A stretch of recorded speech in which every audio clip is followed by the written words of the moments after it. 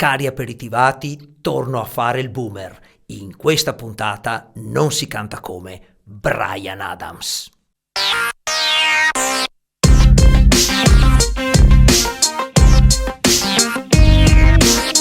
È ora dell'aperitivo col coach! Andiamo, c'è l'aperitivo col coach! Bryan Adams, artista canadese classe 59, successo planetario dagli anni 80, assieme allo storico coautore Jim Vallance, ha scritto delle hit pazzesche, poi le vedremo, ha composto anche per altri artisti, tanto per dire Kiss, Joe Cocker, Bonnie Tyler, Rod Stewart, duetti indimenticabili, ne cito solo due perché siamo al massimo della categoria: It's Only Love con Tina Turner e I Finally Found Someone con Barbra Streisand. Parliamo di un campione assoluto, polistrumentista vero, gli strumenti non li strimpella, li suona veramente da Dio, non accetta chitarra voce il confronto con nessuno dei notissimi. James Hetfield dei Metallica, altro stile, altro genere, ma su chitarrismo e vocalità siamo a livelli così alti. Genere rock, ma con tutte le sue sfumature, dall'hard al blues al soul, le ballad, ma soprattutto parliamo di una macchina da melodie, da ritornelli. È una colonna sonora da film, è presente in molti, ma soprattutto è una colonna sonora di vita. Puoi scandire, musicare tantissimi momenti della tua esistenza. Ti fa ballare con Back to You o più leggeri con When You're Gone con la Melanie C. La stessa Summer of '69 che va ad aggiungere quella punta di aggressività che poi raggiunge un vero sfogo con Rock and Roll Hell, per poi magari addolcirsi, ma nemmeno troppo, in brani ancora più melodici tipo Heaven, oppure più sexy, più da trombo con Run to You o It's Only Love, per poi andare sulle ballatone più romantiche come Everything I Do o Please Forgive Me, senza mai cadere nel melenso. L'apertura di Please Forgive Me: So if you're feeling lonely, don't, you're the only one I'd ever want. E vai a drago.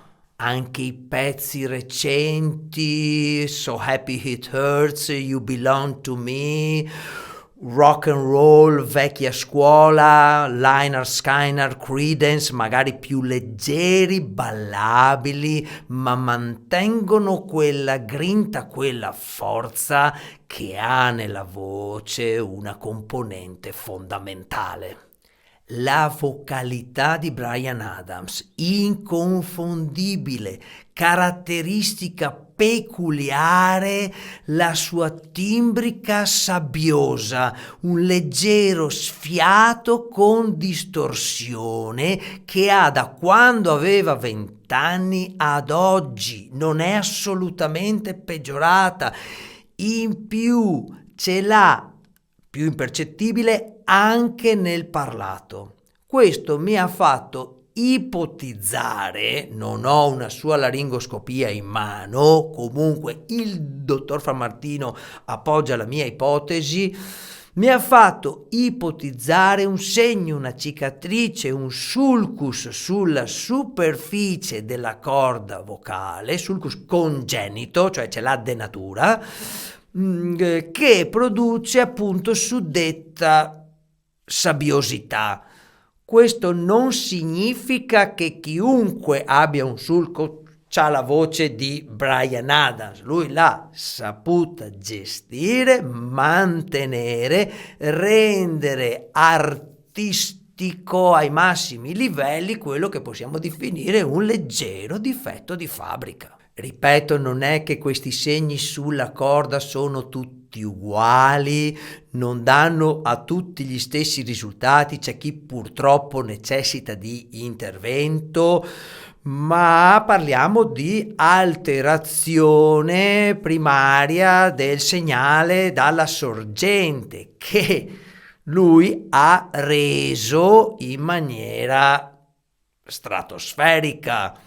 A tal proposito ho una recentissima testimonianza diretta.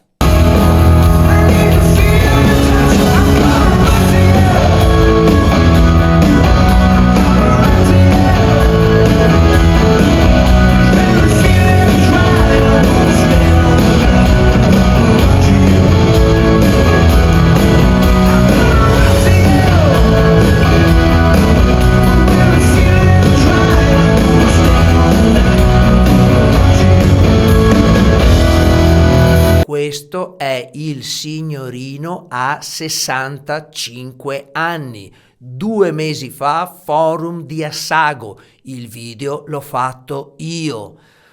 Più di 2 ore e mezza di concerto. La band è uscita 2 volte. Lui è rimasto sul palco, no pause, con chitarra acustica e voce a fare altri pezzi. Chitarra acustica e voce, lui è il numero 1 nell'universo. La voce è così da 40 anni. Ad un certo punto mi sono girato verso il mio amico Fabio. Dimmi che stiamo ascoltando un disco. Non è umano. Io umanissimo interpreto Run to You, un non si canta come più che mai opportuno. Ti metti ad imitare uno che ha quella caratteristica congenita. Ho messo la mia carica, la mia distorsione più invasiva, ma se mi metto a fare la sua sembro il Dyson che aspira il divano.